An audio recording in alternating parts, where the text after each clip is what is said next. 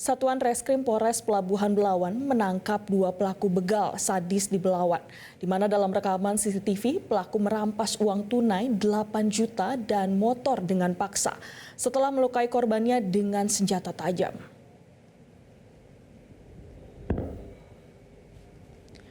Dalam aksinya pelaku terbilang sadis dan tidak segan untuk melukai calon korban menggunakan senjata tajam untuk merampas uang tunai dan motor. Petugas menangkap 2 pelaku yang merupakan warga Belawan, yakni MRK yang merupakan joki motor dan MW sebagai penadah motor curian korban.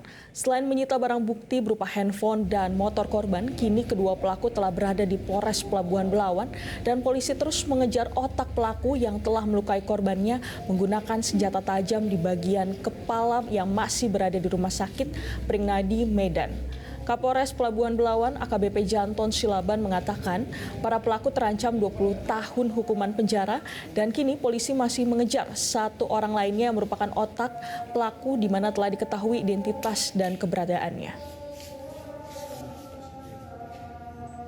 Pelaku ini korban sedang menggunakan sepeda motor menuju Belawan Kota.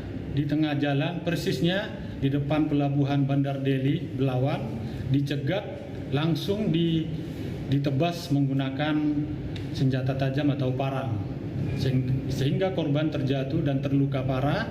Kemudian kedua pelaku mengambil sepeda motor milik korban dan juga handphone dan uangnya. Kemudian kita lakukan penyelidikan, mengumpulkan barang bukti.